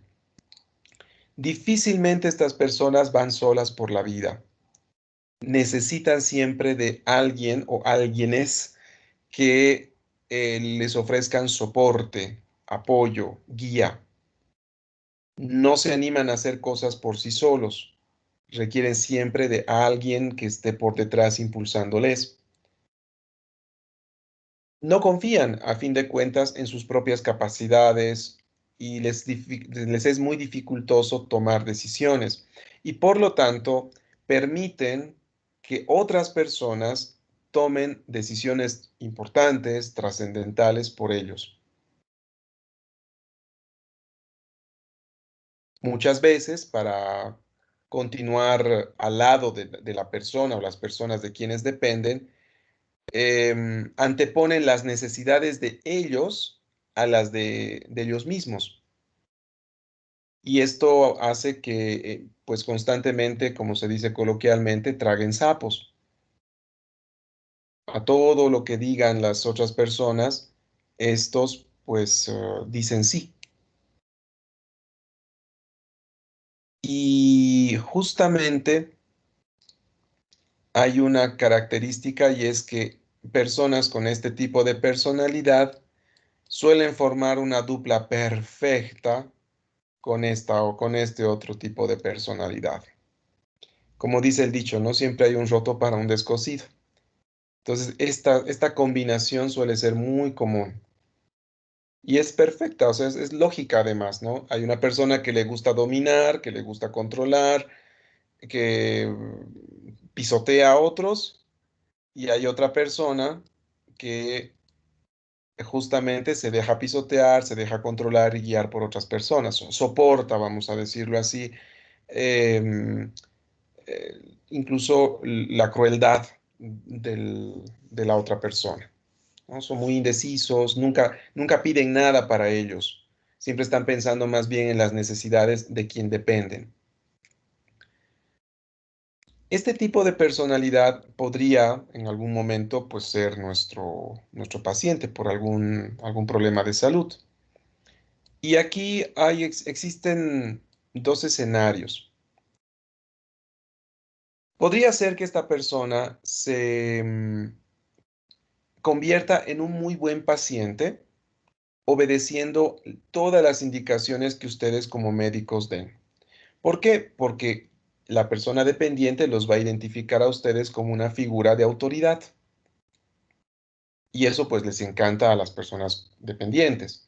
Entonces se van a mostrar muy solícitos y muy obedientes a todas sus indicaciones, toma de medicamentos, sometimiento a exámenes de laboratorio, incluso a procedimientos hasta invasivos. Sin chistar, la persona dependiente lo va a hacer. Pero existe también la otra posibilidad y es que una persona con estos rasgos de personalidad se dé cuenta que al estar enferma, ha logrado que las personas que estén a su alrededor le cuiden, le apapachen, por decirlo así, pero sobre todo que hagan cosas por ellos, que le liberen de ciertas responsabilidades o de todas sus responsabilidades. Oh, pues eso para un dependiente es la gloria. Y en ese sentido, estas personas podrían querer perpetuar su rol de enfermo. Es dicho de otro modo, podrían no querer curarse. E incluso podrían sabotear sus tratamientos. ¿Se acuerdan del trastorno facticio? Era este trastorno en el cual la persona mentía o se provocaba síntomas y signos de enfermedades. Bueno, pues muchas personas que tienen este tipo de trastorno podrían tener una personalidad dependiente, justamente. Entonces, estas personas además son hábiles para generar lástima. Consciente o inconscientemente son habilísimas para engatusar a, a quienes están a su alrededor para que digan, ay, pobrecito, le ayudaremos. En ese sentido, ustedes deben evitar un trato demasiado paternalista con sus pacientes. Y esto, bueno, yo les digo por experiencia propia, al principio cuesta. O sea, uno cuando es un nuevito, recién egresado y todo, uno tiene la idea pues de que tiene que ser el salvador de los pacientes y que tiene que darlo todo por sus pacientes. Pero ya la experiencia les va a ir enseñando a ustedes mismos que parte del quehacer médico es favorecer a que los pacientes usen sus propios recursos, potencien sus propias capacidades para hacerle frente a sus situaciones. Porque muchachos, ustedes no van a estar siempre al lado de sus pacientes. Estos pacientes tienen que aprender también a lidiar con sus síntomas, con sus problemas de salud. Obviamente no se trata de tratar con la punta del zapato al paciente, pero se trata de no ser demasiado paternalista. Ayudar hasta cierto punto nomás.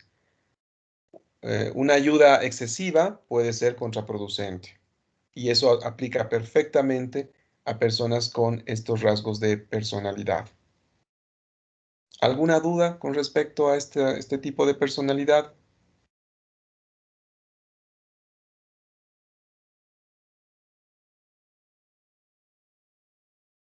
¿Ninguna? Bueno, sigamos entonces. Ahora vamos a ver a la personalidad obsesiva. Y esta serie también me viene bien para poder ejemplificar con un personaje. Ay, creo que todos ya se han dado cuenta que al personaje que quiero sacar en el fotograma es a este. Es el Sheldon.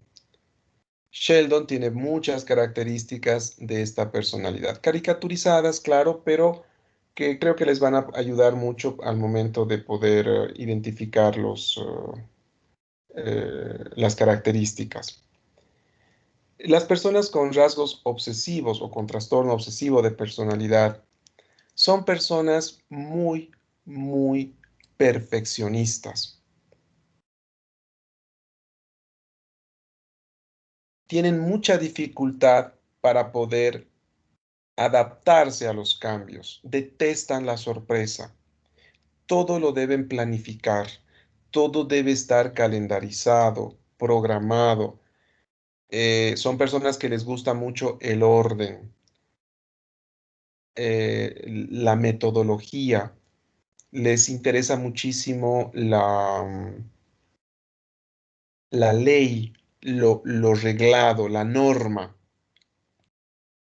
Y suelen ser personas que se muestran frías o frías emocionalmente. Generalmente no se ríen a carcajadas, no lloran a lágrima viva. Sí, suelen ser muy impasibles ellos. Suelen ser muy productivos además.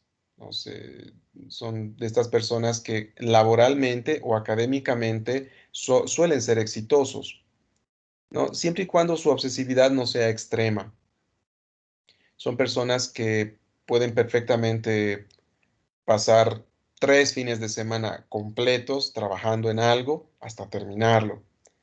Y suelen ser felicitados en ámbitos laborales y académicos justamente por la calidad del trabajo que realizan. El problema está cuando su perfeccionismo pues es excesivo y más bien evita que ellos concluyan o terminen sus deberes o sus actividades. Una persona demasiado perfeccionista, por ejemplo, a quien se le pide que haga por ejemplo, un ensayo de 10 hojas con el tema de la Guerra Civil Española, no podría pasar de la primera página justamente por encontrar las palabras perfectas y la redacción perfecta. Podría escribir un párrafo, no le convence y volverlo a escribir. No le convence y volverlo a escribir. Escribir 3 párrafos, no le convencen los 2 anteriores y volver a empezar. Ese es el problema de las personas con este tipo de personalidad. Esta frialdad también les puede traer problemas, esto en sus relaciones interpersonales. Como les dije previamente, son muy productivos, entonces siempre están ninguneando o soslayando cualquier actividad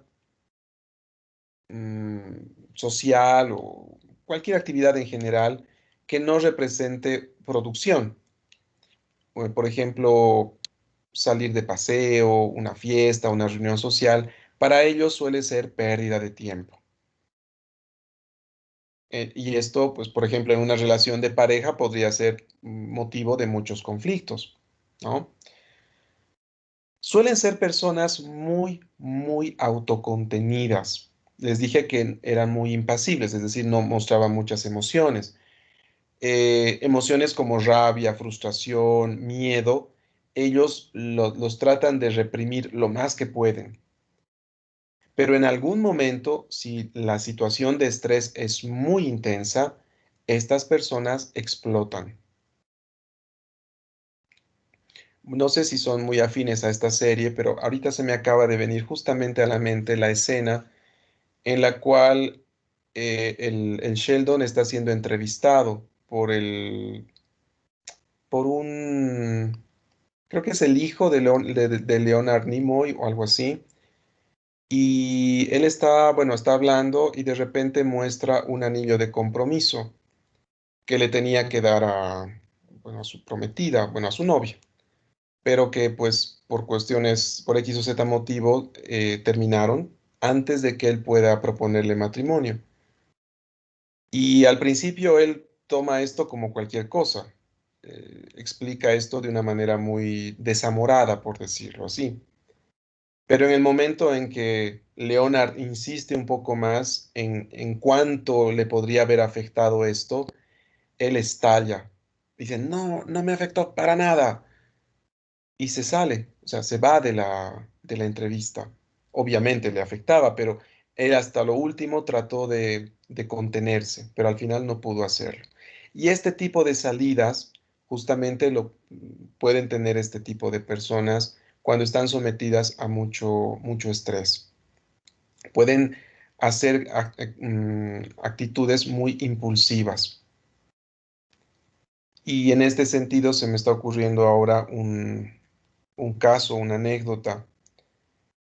Fue el de una persona, un connotadísimo profesional cochabambino, por cuestiones obvias no diré a qué área pertenecía o el nombre, pero era una persona que estaba a cargo de un proyecto enorme en Cochabamba, un profesional joven, y por algún motivo algo salió mal, y él como jefe, pues obviamente asumió la responsabilidad.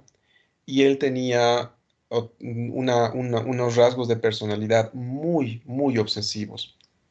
Entonces, cuando vino la debacle, cuando el proyecto pues fracasó, él entró en un estado de ansiedad tan intenso que la esposa lo llevó al hospital psiquiátrico de urgencia porque este hombre había amenazado incluso con suicidarse por la vergüenza y la frustración de que ese proyecto no fue bien. Y el psiquiatra que evaluó a este hombre se dio cuenta de que realmente la ideación suicida era muy, muy intensa. Y la mala suerte de este hombre fue que justo el momento en que consultó no había camas en el hospital, todo estaba lleno. Este psiquiatra con buen tino le dio unos ansiolíticos y lo citó para el día siguiente. Al día siguiente lo llevan, le atiende el psiquiatra de guardia, era un sábado. Y el hombre estaba un poco más tranquilo, había dormido, pero las ideas de suicidarse estaban incólumes, o sea, estaban igual ¿qué se dice?, de intensas que el día anterior. Y este psiquiatra lo interna. La mala suerte de este hombre es que justo ese día se internaron otros dos pacientes, es decir, hubieron tres ingresos en ese pabellón.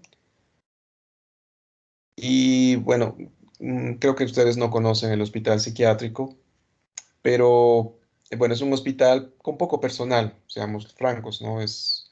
Hay un enfermero, por ejemplo, para 25 pacientes, ¿no? En ese pabellón.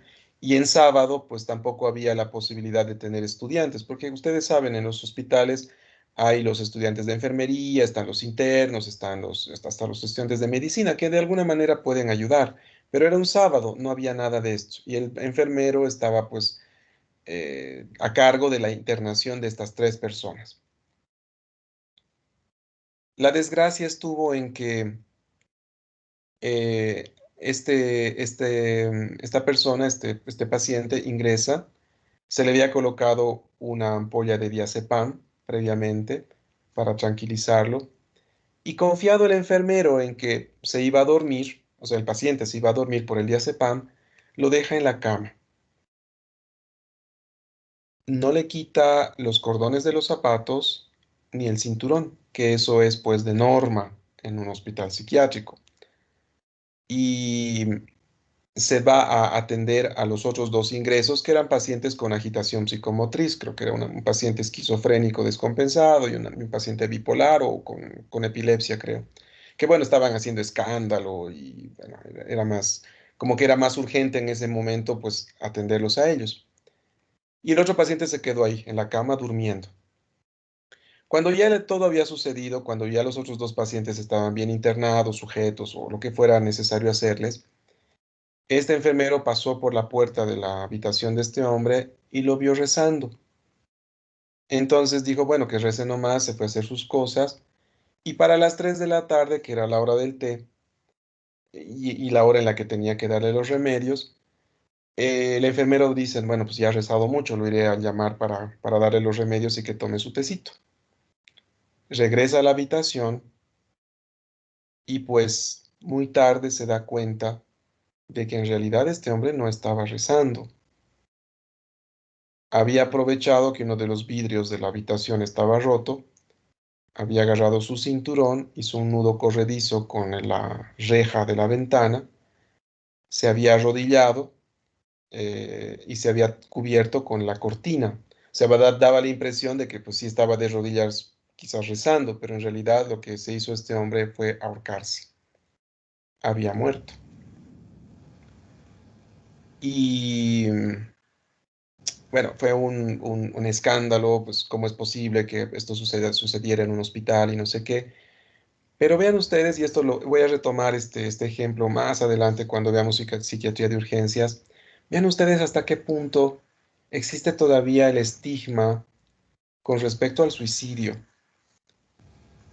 Para propósitos sociales, este hombre tuvo un problema de salud súbito. No sé, no me acuerdo si anunciaron que había fallecido por un aneurisma o por un infarto, ya no recuerdo bien, pues fue hace varios años. Pero la familia no quiso que se hiciera autopsia, no quiso nada en realidad. Muy discretamente, pues sacaron el cuerpo y todo quedó ahí.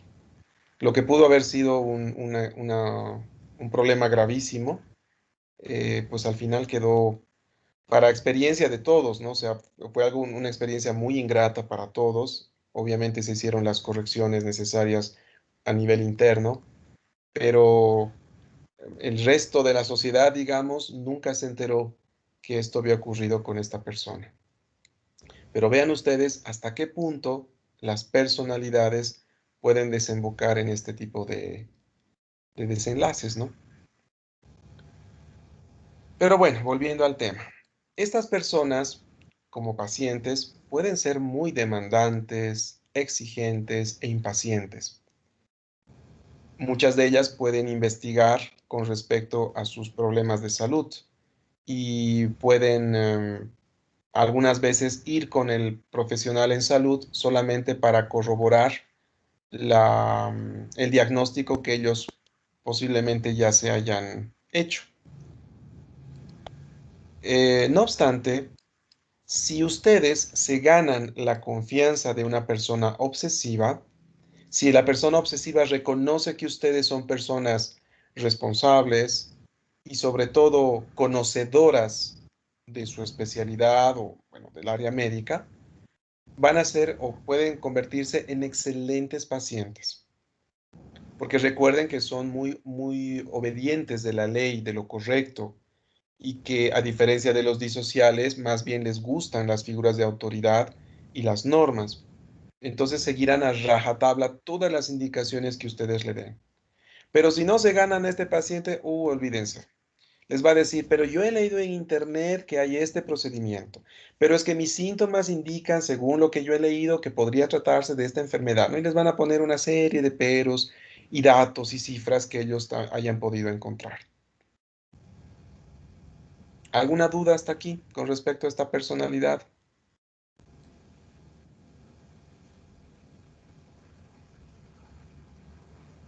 ¿No? Bueno, sigamos entonces. Y finalmente tenemos a la personalidad evitativa.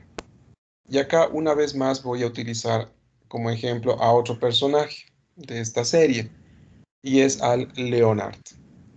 Estas personas se caracterizan por ser muy pusilánimes, o dicho de otro modo, muy cobardes. Siempre están temerosas de que las cosas van a ir mal, de que todo va a terminar en fracaso.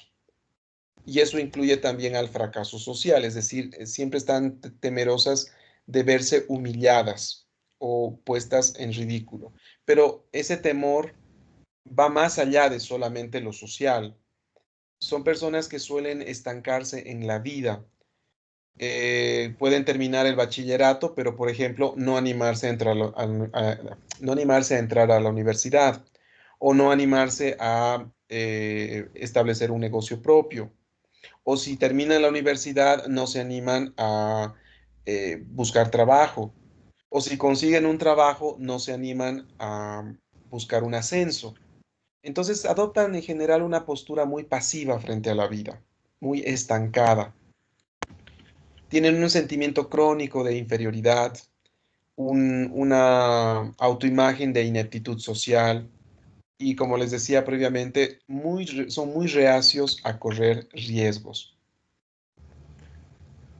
Como pacientes, a estas personas probablemente ustedes se las encuentren especialmente en situaciones donde los problemas de salud hayan empeorado mucho. Es decir, que por ejemplo, una persona que tiene, por ejemplo, una masa en la mama, vamos a poner una mujer, ¿sí? Con estos rasgos de personalidad, pues evitará ir con el médico, porque dirá, no, pero es que si voy con el médico por ahí me detecte cáncer. Y hasta lo último, esta persona podría evitar ir con el doctor. O ir cuando ya pues haya ganglios aumentados de tamaño en la axila o cuando ya exista secreción serohemática por el pezón. Ahí recién, ya cuando las papas queman, recién esta persona se anime a buscar ayuda. Por otro lado, en el momento en que el médico le diga, oiga, señora Pérez, tenemos que operar esto y vamos a tener que quitarle la mama, esta persona podría decir, pero no, por ahí algo sale mal en la cirugía y rechazar o nuevamente posponer el procedimiento. Con estos pacientes entonces hay que tener mucho cuidado de ganarnos su confianza para que confíen y acepten los procedimientos diagnósticos y los procedimientos terapéuticos. Y sobre todo hacerles un seguimiento cercano o estrecho. No es bueno citarlos demasiado lejos en el tiempo, porque en ese tiempo estas personas pueden abandonar el tratamiento. Es mejor citarlos cada 2 semanas o cada semana para ver cómo van las cosas, ¿no? Ir detectando si es que aparecen miedos, temores, para que rápidamente nosotros le expliquemos y tranquilicemos a la persona. Y de esa manera mantener el vínculo médico-paciente. Porque, repito, estas personas tienden a escaparse por temor a que las cosas se empeoren. ¿Y qué es lo que producen? Pues que realmente las cosas empeoran. Bien, ¿alguna duda o pregunta hasta aquí?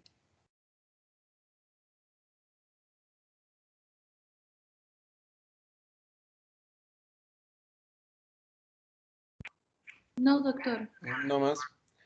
Bueno, entonces con esto he terminado la exposición de la personalidad y sus trastornos. Corresponde ahora que continuemos con el siguiente tema. Em, Nos correspondería ver trastornos de la sexualidad, pero de verdad que estamos bastante atrasados en cuanto al avance de la materia y voy a hacer un trueque. Voy a empezar con trastornos psicóticos y voy a dejar para el final más bien la parte de la sexualidad, que no es un tema amplio, afortunadamente, e incluso hay una parte que puede hacerse de una manera autogestionada. O sea, yo les daría una pequeña actividad muy amena, no nada aburrido, por cierto, para que ustedes también puedan ir aprendiendo algunas cosas importantes con respecto a este tema. Entonces, el día de hoy voy a empezar más bien con el capítulo de trastornos psicóticos. Ya hemos visto el síndrome psicótico y justamente me he tomado un tiempo más largo para poder abordar esto, quizás para poder ahorrarme la primera parte de la exposición de este capítulo. Entonces, conociendo ustedes, como ya conocen, las características del síndrome psicótico, no voy a ser muy redundante en cuanto a sus características. Decirles que los trastornos psicóticos son trastornos graves de la psiquiatría. Siempre representan un, un, un pronóstico, no diré ominoso, ¿sí? Pero sí implican una enfermedad o un grupo de enfermedades que suelen producir mucho menoscabo en el funcionamiento de la persona. Obviamente, uno piensa en estos trastornos, en los trastornos psicóticos, cuando ha descartado las causas físicas de psicosis. Se entiende que para ustedes pensar en estos dos trastornos, en la esquizofrenia y en el trastorno de ideas delirantes, deberán haber descartado que su paciente no tiene un tumor cerebral, que no tiene una una tormenta tiroidea, un neurolupus, que su paciente no tiene hidrocefalia o neurocisticercosis, cualquiera de estas causas físicas. ¿De acuerdo? Ahora, no voy a mencionar esto, como les dije, esto ya lo hemos visto. Esto sí, para detectar un trastorno psicótico es importante identificar dos síntomas cardinales, que son los trastornos sensoperceptuales, como son las alucinaciones, y los trastornos de pensamiento, como son las ideas delirantes. Esos son los síntomas, como les dije ya, cardinales de este grupo de trastornos. Entonces, las preguntas que ustedes deberían hacer mientras entrevistan a esta persona son estas. Por ejemplo, ¿ha tenido usted visiones o ha visto cosas que nadie más que usted podía ver? ¿Ha escuchado usted ruidos, sonidos o voces que otros no podían escuchar? Acá ya entramos a las ideas un poco de tipo persecutorias o paranoides. ¿Alguna vez le ha parecido que la gente le sigue o le quiere dañar de alguna manera? ¿Ha tenido alguna vez la idea de tener poderes especiales, tales como oír los pensamientos de las personas? Esto, por ejemplo, ya está entrando, si ustedes recuerdan, al síndrome de pasividad, que recuerden ustedes es casi patognomónico de la esquizofrenia. ¿Alguna vez al escuchar la radio o ver la televisión le ha parecido que hablaban de usted? Acá estamos indagando ideas de tipo autorreferencial, que son muy comunes en esquizofrenia. ¿Ha tenido usted algún motivo de preocupación o ansiedad que siente que las personas puedan no comprender?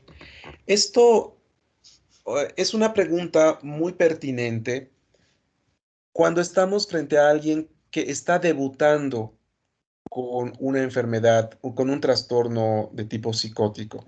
Porque deben entender ustedes que ni la esquizofrenia ni el trastorno de ideas delirantes, que son las dos que vamos a ver a continuación, aparecen de la noche a la mañana. No es que la persona se va a la cama no siendo esquizofrénica y despierta con la esquizofrenia plenamente desarrollada. Esto suele durar algunas semanas, a veces meses o incluso años. Entonces, al principio, cuando la persona todavía no ha perdido contacto con la realidad, muchos de sus síntomas le podrían parecer extraños y no encontrarles un sentido.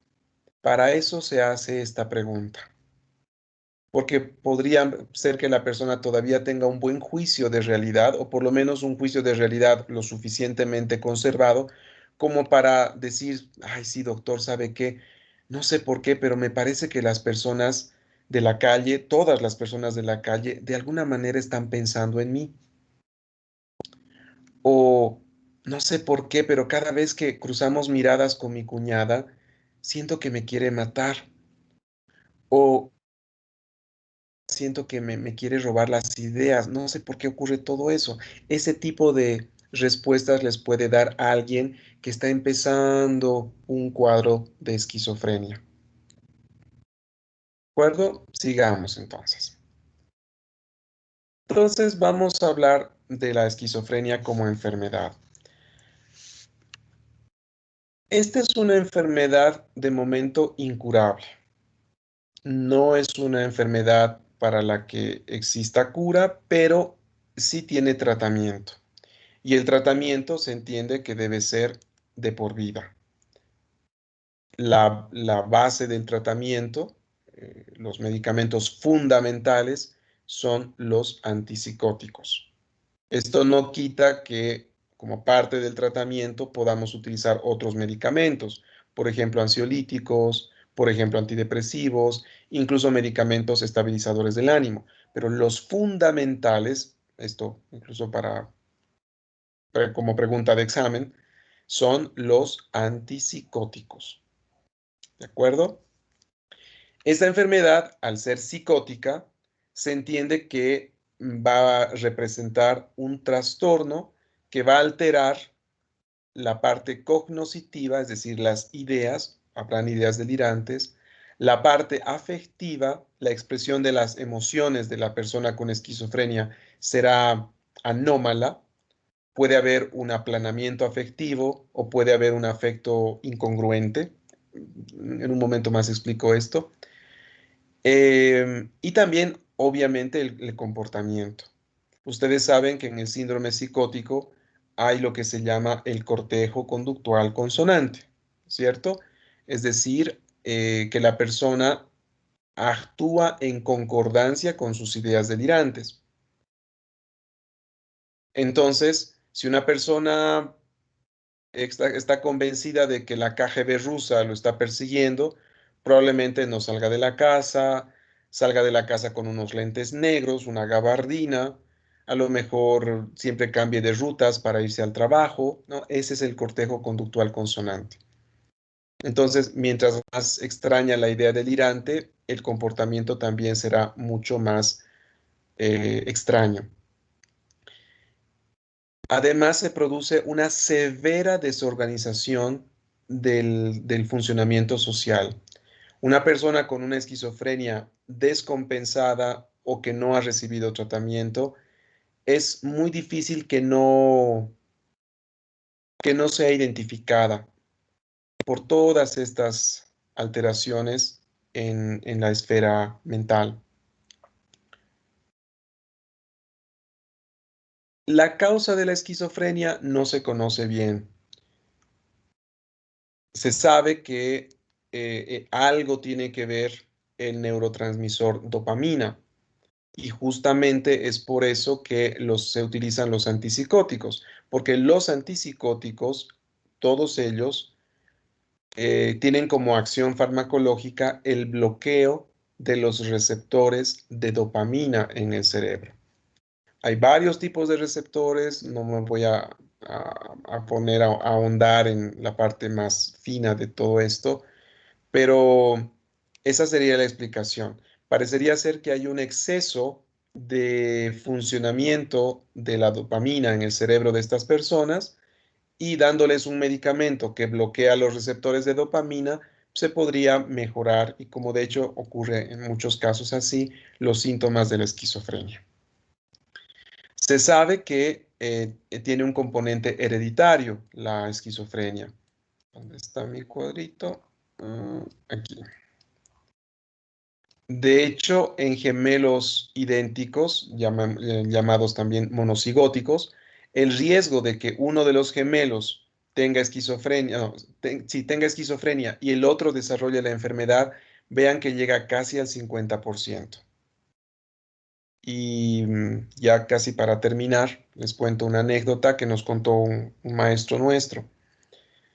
Em, Cuando este maestro nuestro estaba estudiando medicina, conoció a dos hermanos que estaban estudiando para ser médicos junto con él. Bueno, él sale médico y estos dos muchachos también. Y cuando él ya estaba haciendo la especialidad, le llega la noticia de que uno de ellos había viajado a México a hacer una especialidad y que el otro que se había quedado en Bolivia a hacer igual, a trabajar y tal vez hacer la especialidad en lo que él quisiera, ¿no es cierto?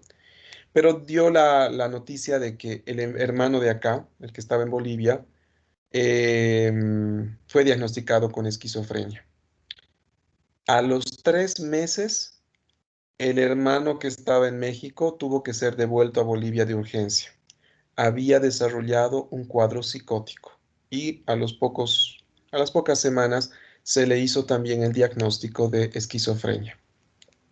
Vean cómo con tan poquito tiempo de intervalo, dos hermanos gemelos idénticos, monocigóticos, desarrollaron la enfermedad. Esto les da a entender cuánto peso tiene lo genético, ¿no? Es decir, una persona que tiene esquizofrenia, generalmente uno puede encontrar en los familiares también antecedentes de cuadros psicóticos, un tío, un abuelo, un primo.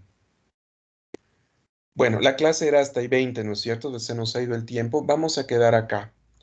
Lean, por favor, el capítulo de esquizofrenia para la siguiente clase. Si puedo, les voy a subir casos de este tipo de personas con esquizofrenia, pero les sigo debiendo los videos en relación a trastornos de personalidad. Por lo menos unos 2 o 3 les voy a subir. ¿Alguna duda final con respecto a esto que acabo de explicar? Todo está claro. Doctor, perdone, buenas noches. Sí. La anterior clase le había Usted me preguntado escribió. sobre... Sí, sí, sí. Sí, ahora mismo me voy a poner a buscar el documento para subírselo justo después de su pregunta, como respuesta, le voy a subir el documento o el link que encuentre en relación a su pregunta. ¿De acuerdo? Gracias, doctor. Listo. ¿Alguna otra duda o pregunta? Doctor, una pregunta, ¿y cómo podemos nosotros saber eh, o sea, si un hermano tiene la esquizofrenia, para poder saber que la otra familia o los otros hermanos igual puedan tener?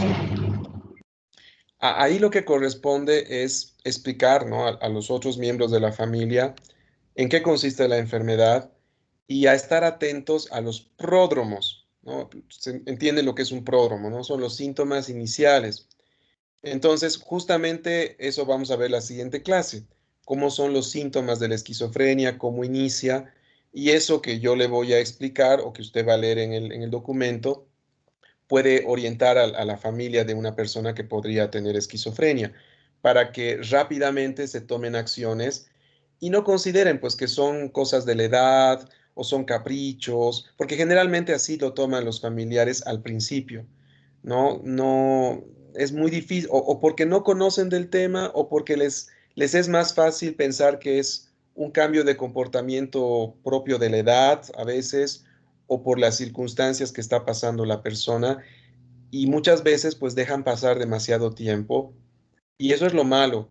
Si se deja pasar mucho tiempo, los síntomas pueden ser menos proclives a responder a los medicamentos o la enfermedad puede tornarse más rebelde y pueden aparecer más síntomas. Si se diagnostica muy pronto y se hace un tratamiento rápido, el pronóstico es a todas luces mucho mejor en estas personas.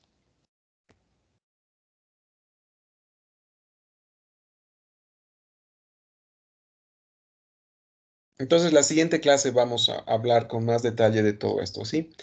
Bueno, entonces vamos a quedar acá, por favor. Nos vemos entonces la siguiente clase. Que les vaya bien. Adiós.